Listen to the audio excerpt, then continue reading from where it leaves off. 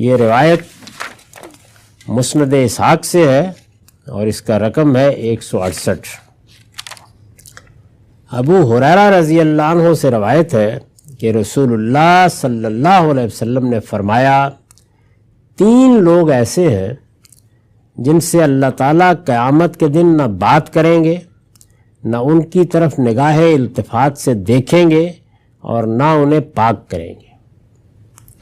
یہ جو 3 لوگ ایسے ہیں یا 4 لوگ ایسے ہیں یا 5 لوگ ایسے ہیں، اس طرح کی تعبیرات اختیار کی جاتی ہیں، اس سے کیا مراد ہوتی ہے؟ میں نے لکھا ہے یہ اسلوب اس لیے اختیار کیا گیا ہے کہ جن لوگوں کا انجام بیان کرنا پیش نظر ہے وہ پوری طرح نمایاں ہو جائے۔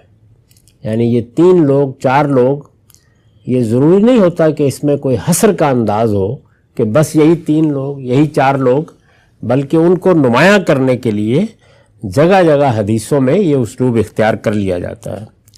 اس کے یہ معنی نہیں ہے کہ ان کے علاوہ کسی دوسرے کا یہ انجام نہیں ہوگا، چنانچہ آگے ہم دیکھیں گے کہ بعض دوسرے گناہوں کے مرتکبین کا ذکر بھی اسی اسلوب میں کیا گیا۔ یعنی جب آپ روایات کے پورے ذخیرے پر نگاہ ڈالتے ہیں تو اس میں جب یہ بات کسی خطبے میں کسی موقع پر لوگوں کو توجہ دلانے کے لیے رسالت مآب صلی اللہ علیہ وسلم فرماتے ہیں تو مقصد یہ ہوتا ہے کہ یہ 3 لوگ یا یہ 4 لوگ یا یہ 5 لوگ، ان کو تم نمایاں طور پر ان کے اوصاف سے سمجھ لو، یا کوئی خوشخبری دینی ہوتی ہے اور یا اللہ تعالیٰ کے ہاں کسی برے انجام سے خبردار کرنا ہوتا ہے۔ تو یہاں پر جو انجام بیان ہوا ہے وہ بڑا ہی سنگین ہے۔ وہ کیا ہے کہ اللہ تعالیٰ قیامت کے دن نہ بات کریں گے۔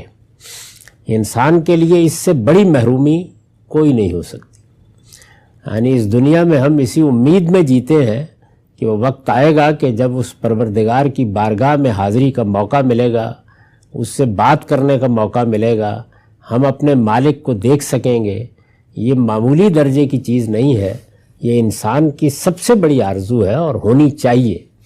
اور پھر جب وہ اس بارگاہ میں حاضر ہو تو اللہ تعالیٰ بات بھی نہ کرے، اس سے بڑھ کر اور کیا محرومی، کیا بدبختی، کیا شقاوت ہو سکتی ہے۔ جن سے اللہ تعالیٰ قیامت کے دن نہ بات کریں گے، اس کے بعد فرمایا نہ ان کی طرف نگاہ التفات سے دیکھیں گے۔ یعنی اگر کسی موقع پر نگاہ پڑے گی بھی تو وہ غضب کی نگاہ ہوگی، وہ نفرت کی نگاہ ہوگی، وہ گریز کی نگاہ ہوگی، وہ التفات کی اور محبت کی نگاہ نہیں ہوگی، اور نہ انہیں پاک کریں گے۔ یہ جو بات کہی جاتی ہے پاک کریں گے، اس کے لیے لفظ استعمال کیا گیا ہے تزکیہ۔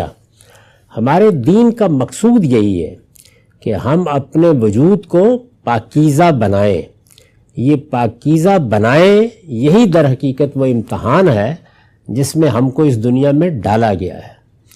اس میں اگر کسی موقع پر ایک اللہ کو ماننے والا بندہ جو پاکیزگی حاصل کرنے کی جدوجہد کر رہا تھا، اس نے اپنے آپ کو پاک رکھا، اپنے بدن کو پاک رکھا، اپنے خور و نوش کو پاک رکھا، اپنے کھانے پینے کے بارے میں طیبات کو ہمیشہ اختیار کیا، اور اسی طرح اپنے اخلاق کو پاکیزہ بنائے رکھا۔ یہی پورا دین ہے۔ تو اس پاکیزگی کی جدوجہد اس نے کی، لیکن کہیں اس سے کوتاہی ہو گئی، کہیں غلطی ہو گئی۔ جس طریقے کی ایک بہت ہی غیر معمولی مثال سورہ توبہ میں ان 3 صحابہ کی ہے جن سے رسالت مآب صلی اللہ علیہ وسلم کا ساتھ دینے میں غلطی ہوئی غزوہ تبوک کے موقع پر۔ تو اللہ تعالیٰ پھر کچھ سزا دیتے ہیں۔ یہ سزا تنبیہ کے لیے ہوتی ہے، پاک کرنے کے لیے ہوتی ہے۔ یعنی کیوں دی جاتی ہے؟ اس لیے کہ اس سزا کے نتیجے میں بندہ اپنے رب کے سامنے اپنے آپ کو ڈال دیتا ہے، وہ اپنے رب کی طرف رجوع کرتا ہے، وہ ندامت کے آنسوؤں سے اپنی آلودگی کو دھوتا ہے۔ تو اس سے جو نتیجہ نکلتا ہے وہ بھی ایک باطنی پاکیزگی ہے۔ اس کو بھی قرآن مجید میں لفظ تزکیہ ہی سے تعبیر کیا گیا ہے۔ گویا سزا کی نوعیت بھی ایمان والوں کے لیے یہی ہوتی ہے۔ تو یہی تعبیر اختیار کی ہے کہ وہ نہ انہیں پاک کریں گے۔ میں نے اس پر لکھا ہے یعنی ایسا بھی نہیں ہوگا کہ انہیں تھوڑی بہت سزا دے کر معاف کر دیا جائے۔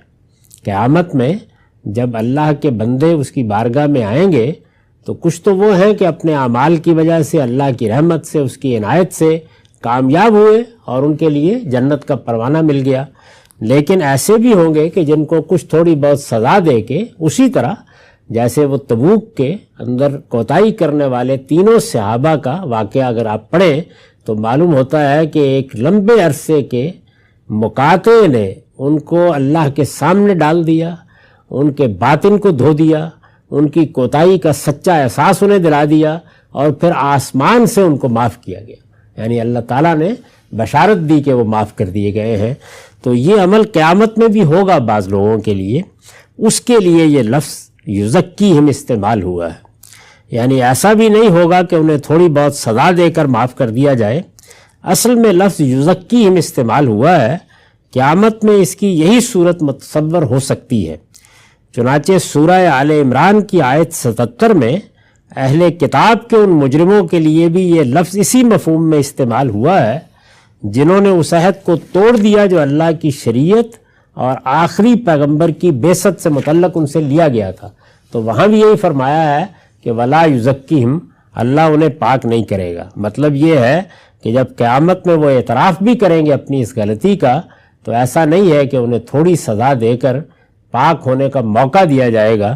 ان کے بارے میں بھی یہی کہا کہ نہ اللہ تعالیٰ بات کریں گے، نہ نگاہ التفات سے دیکھیں گے، اور نہ انہیں پاک کریں گے اور ان کے لیے دردناک عذاب ہے۔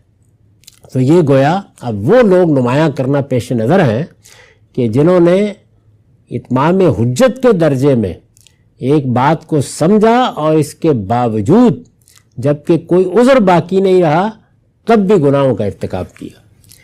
تو فرمایا کہ ایک جو بڑھاپے میں بھی زنا سے باز نہ ہے، یعنی جو 3 لوگ فرمائے ان میں سے ایک کون ہے جو بڑھاپے میں بھی زنا سے باز نہ آئے۔ اس پر میں نے لکھا ہے یعنی اس کے باوجود باز نہ آئے کہ ذہن پختہ ہو چکا، گناہ کے داعیات کمزور ہو گئے، اور جنسی ہیجان کی وہ کیفیت باقی نہیں رہی جس کا تجربہ نوجوانوں کو ہوتا ہے۔ یعنی تمام محرکات اگر موجود ہوں تو اللہ کے ہاں بھی رعایت ہوتی ہے، یعنی اس میں کچھ معافی، کچھ عفو درگزر، کچھ تھوڑی سزا کے بعد پاک ہو جانے کا امکان ہوتا ہے۔ لیکن بڑھاپے میں جب ان میں سے کوئی چیز بھی باقی نہیں رہی، یہ وہی اصول ہے کہ جب سزا دی جائے گی تو احوال دیکھے جائیں گے ہر لحاظ سے۔ تو یہ فرمایا کہ اللہ تعالیٰ اس سے پناہ مانگنی چاہیے کہ بڑھاپے میں بھی زنا سے باز نہ آئے۔ دوسرا، جو بادشاہ ہو کر بھی لوگوں سے جھوٹ بولتا ہو، یعنی اس کو اقتدار ملا، طاقت ملی، لوگوں کے اوپر بادشاہی حاصل ہوئی، اور وہ اتنے بڑے منصب پر پہنچ گیا، اس کے بعد کیا لینا ہے دنیا میں؟ جیسے اس بڑھاپے میں داعیات ختم ہو گئے تو یہاں پر ساری حرص، ساری خواہش وہ پایا تکمیل تک پہنچ گئی، تو اس کے بعد بھی جھوٹ بولتا ہو۔ اور تیسرا، وہ شخص جس کو مفلسی بھی اس سے باز نہ رکھ سکے کہ وہ حق کے مقابلے میں اکڑ بیٹھے، یعنی مال و دولت سے محرومی ہے، کچھ بھی پاس نہیں ہے۔ یہ اس لیے فرمایا ہے کہ مال و دولت سے محرومی آدمی کے اندر عاجزی پیدا کرتی اور ان حجابات کو بالعموم دور کر دیتی ہے جو مترفین کے ہاں، یعنی جن کو اللہ نے بڑی دولت دے رکھی ہوتی ہے، حق کے مقابلے میں سرکشی کا باعث بن جاتے ہیں۔ یعنی سرکشی کا باعث بننے کے اسباب میں دولت بھی ہے، اقتدار بھی ہے، علم بھی ہے، حسن بھی ہے، ان میں سے کوئی سبب بھی موجود نہیں ہے، پھر بھی سرکش آدمی۔ تو فرمایا کہ اس کے بعد کیا معافی کی گنجائش باقی رہ جاتی ہے؟ تو اس میں لوگوں کو رسالت مآب صلی اللہ علیہ وسلم نے بہت بلیغ اسلوب میں توجہ دلائی ہے کہ آدمی اپنے احوال کی رعایت سے اگر کوئی غلطی کر بھی بیٹھتا ہے تو کم سے کم جب اس طرح کے داعیات نہ رہے تو اسے محتاط ہونا چاہیے، اس کے بعد معافی کی گنجائش ختم ہو جاتی ہے۔ وآخر دعوانا الحمدللہ رب العالمین۔